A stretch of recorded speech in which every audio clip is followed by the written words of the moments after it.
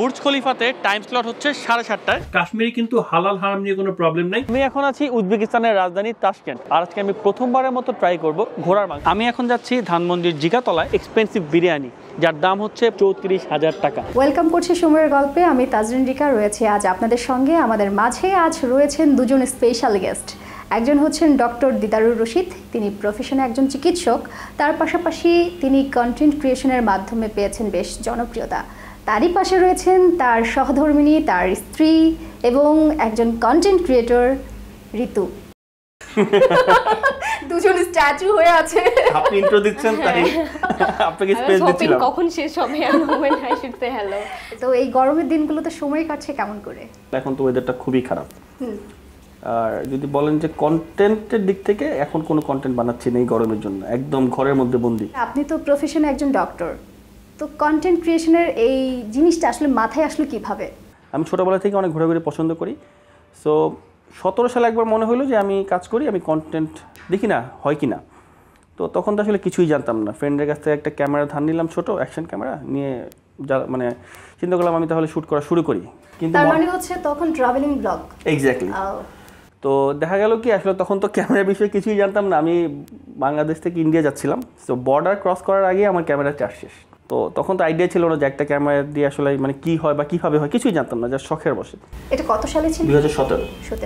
তো 17-এর পরে হচ্ছে আরও 2 বছর মানে করব দেখি হবে করতে করতে 19 সাল থেকে তখন আমি কন্টেন্ট বানানো শুরু করি। তখন আমি শুধু ট্রাভেল কন্টেন্টই করতাম।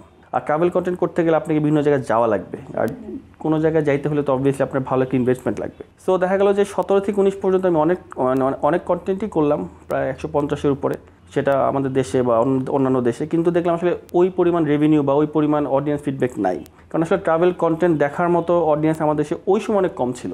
তারপর হচ্ছে 2021, 22 বা 23 যাই বলি, তখন আস্তে আস্তে চিন্তা করলাম আমি আসলে ফুড কন্টেন্টে ঢুকি। তো 21 সাল থেকে আমি ফুড কন্টেন্ট, মানে এটা মূলত হচ্ছে যে কস্টিং এর কারণে আর ঘোরাঘুরির সময়টা হচ্ছে না, সবকিছু মিলে। হ্যাঁ, ঘোরাঘুরির সময় হয়, কিন্তু আসলে ঘুরতে গেলে আপনি ম্যাক্সিমাম 4 দিন 5 দিন ঘুরতেছেন, তো 5 দিন আপনি 5টা কন্টেন্ট পাচ্ছেন। সো আবার আপনি 2 মাস পরে ঘুরতে যাবেন, কিন্তু ওই 5টা এলাকায় যদি আমি বিভিন্ন রেস্টুরেন্টে যাই তাহলে অনেক কন্টেন্ট বা বিভিন্ন, হ্যাঁ এক্স্যাক্টলি। তো ওই সেন্স থেকে তারপর হচ্ছে 2021 থেকে আমি তখন ফুড কন্টেন্টে ঢুকলাম। তো ফুড কন্টেন্ট করা শুরু করলাম, তখন থেকে দেখলাম যে ট্রাভেল কন্টেন্ট করে যা ফিডব্যাক, তার থেকে ফুড কন্টেন্টে মানুষের ফিডব্যাক অনেক বেশি, মানে শুধু অনেক বেশি না, অনেক বেশি। রিচটা কি আসলে আমাদের বাঙালিদের মধ্যে বেশি? না, আমার বাংলাদেশের মানুষ তো দেখে, আমার ইন্ডিয়ান অডিয়েন্স আছে, ইভেন আমি ইন্ডিয়া যে তখনও দেখি 2-1 মানুষ আমাকে চেনে। আর বাঙালি মানেই তো হচ্ছে আসলে ভোজন রসিক টাইপের, তারা খেতে পছন্দ Exactly. করে, খাওয়ার যে কোনো কিছু দেখলে আটকে যায়, চোখ আটকে যায়, সবকিছুই আটকে যায়। কথার পাশাপাশি আসলে ঋতুর দিকে তাকাচ্ছিলাম, সে একদম স্ট্যাচুর মতো ওই শুরু থেকে বসেই আছে, সে চিন্তা করছে আমার টার্ন কখন আসবে। তো ঋতুর কাছে আসলে জানতে চাইছিলাম যে তার সাথে কিভাবে আপনি রিচ আউট করলেন, কিংবা পরিচয়টা কিভাবে হলো, একটু গল্পটা যদি আমাদেরকে বলতেন। আমি প্রফেশনালি একজন ফটোগ্রাফার, আমি অনেক আগে থেকেই ফটোগ্রাফি করি। তো একদিন হুট করে ফেসবুকে ফ্রেন্ড রিকোয়েস্ট দেখলাম, তো আমি তখনও জানতাম না। হ্যাঁ উনি দিয়েছে, আমি তখনও জানতাম না সে অ্যাকচুয়ালি কী করে। I just know okay fine, he is a doctor, that's it. তো তারপরে দেখলাম উনি অনেক ট্রাভেল ব্লগ, ট্রাভেল ভিডিও আছে, খাবারের টুকটাক ভিডিও আছে। তখন কোনো কিছু চিন্তা না করে অ্যাকসেপ্ট করা? না, আমি অ্যাকসেপ্ট করিনি। প্রথমে তো আমি অ্যাকসেপ্ট করিনি, আমি স্টক করেছি। আমি একটা প্রপার স্টক করেছিলাম। তারপর দেখলাম ওকে ফাইন, অ্যাকসেপ্ট করা যায়। Then I was single back then, কেন না, ওকে। বাট ডেট করার চিন্তা করে কখনো তাকে অ্যাকসেপ্ট করি নাই। নকটাকে ফার্স্ট দিয়েছে? ডেফিনেটলি। আপনি কি চিন্তা থেকে আসলে তাকে রিকোয়েস্ট পাঠিয়েছেন কিংবা নক দিয়েছেন? মানে একটু যোগসূত্র কোনো কি আছে?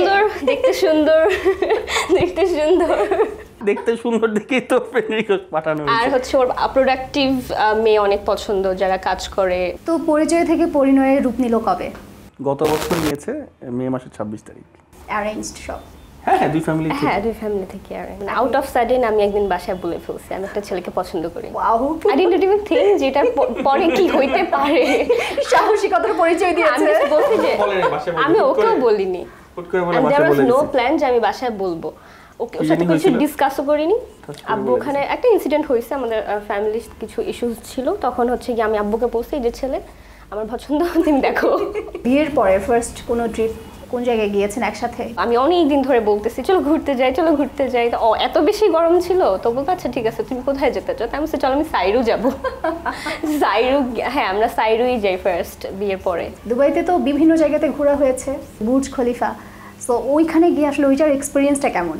বুর্জ খলিফার যে টপ ওদের যে 154 তলা 154 ওই 153 54 এই ফ্লোরতে আমি গিয়েছি, মানে ওইটা একটা বলবো খুব ভালো। ওই যে মানুষ তো আসলে অনেক ফ্যাসিনেশন, দূর দূরান্ত থেকেও মানুষ বুর্জ খলিফা কি হচ্ছে না হচ্ছে ওইসব আপডেট সব সময় রাখার চেষ্টা করে। ফ্যাসিনেশন থাকার মতো একটা স্ট্রাকচার বলতে পারেন, কারণ যে লিফটে উঠে সেটা হচ্ছে ওয়ার্ল্ডের সবচেয়ে মানে অনেক সবচেয়ে ফাস্টেস্ট লিফট।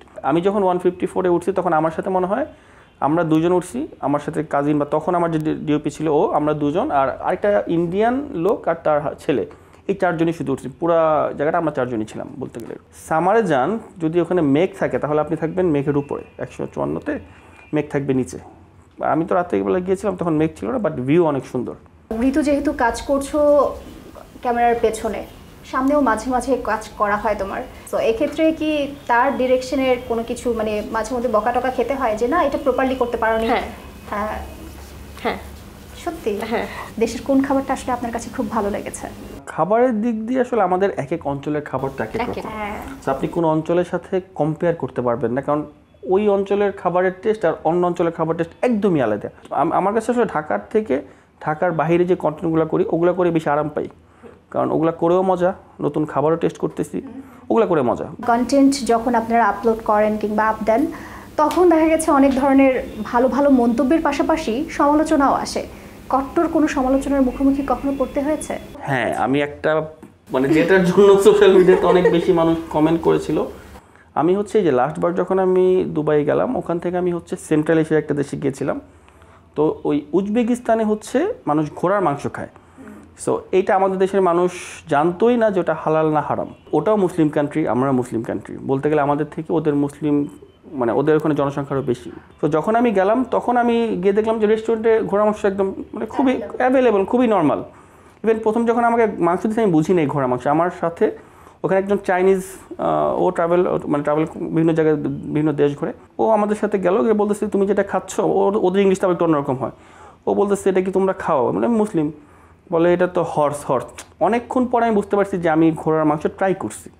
তারপর আমি মানে কন্টেন্ট বানানোর জন্য চিন্তা করলাম, তখন আমি একটু ঘাটাঘাটি করলাম, দেখলাম না এটা হালাল। তো এটা নিয়ে আমাকে অনেক অনেক কত বলবো, এখানে মনে হয় 6-7 হাজার কমেন্ট তো আসছি, মেবি আরও বেশি হতে পারে।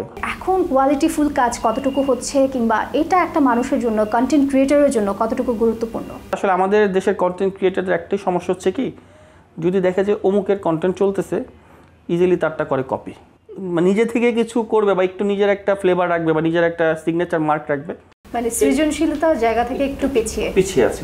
আপনি অন্যান্য দেশ চিন্তা করলে অনেক ভালো।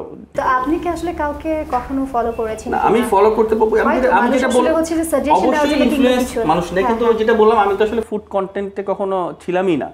আমি ট্রাভেল কন্টেন্ট করতাম, আমি ট্রাভেল কন্টেন্টের মানুষের ভিডিও দেখতাম, ওইখান থেকে কী হয়তো, কারণ একটা সময় ছিল আমি শুধু আমার কন্টেন্ট আমিই করতাম, আমি ক্যামেরা ধরতাম, আমি এডিটার, আমি সাউন্ড ডিজাইনার, সব আমিই ছিলাম। যখন আমি এই ভিডিওটা এডিট করবো বা যখন কাটবো, ওই মানে পোস্ট জিনিসটা যেন যে পলিশ প্রোডাক্টটা যেন বেশি সুন্দর হয়, আমি ওইটাতে অনেক বেশি থাকতাম, অনেক বেশি আমি কাজ করতাম, অনেক বেশি থাকতাম। এখন আসলে ওইভাবে আর এডিটটা আমার করা হয় না, আমার টিম আছে, ওরাই কাজগুলো করে। ঋতুর কি বাসায় কোনো রান্না করা হয়? ইদানিং এখন করি, আগে করতাম না। বেসিক্যালি ওর যখন যেটা খাইতে মন চায়, যদি মনে করে চিকেন কুক, তখন ডেফিনেটলি না, আমার খাইতে মন চায় সেজন্য আমি করি না। না, ওই যে যেটা তুমি রান্না করতে পারবা তোমার আয়ত্তের মধ্যে। ছোটবেলা থেকেই প্রায়োরিটি আপনার থাকে, আপনি কি পছন্দ করেন ওইটার উপর ডিপেন্ড করে নিজে করতে পারবে। সালাদ ক্যাশনেট বানাইছে, ওটা কাকেতে সালাদ, এটা তো খুবই দেখতে মনে হয় খুব ইজি, বাট আসলে করতে গেলে অনেক কিছু লাগে, ভেরি হার্ড। ও করার পর বলছি যে এত কিছু লাগে কেন? আই ওয়াজ লাইক না, I am not doing this anymore, but তারপর আমি তার জন্য বানায় নিয়ে আসছিলাম। আজকে আমরা এখানেই আপাতত গল্পটা থামাবো। আপনারা অনেক ভালো থাকবেন, আপনাদের জন্য অনেক অনেক শুভকামনা। আজকে এখানেই শেষ করছি। Thank you.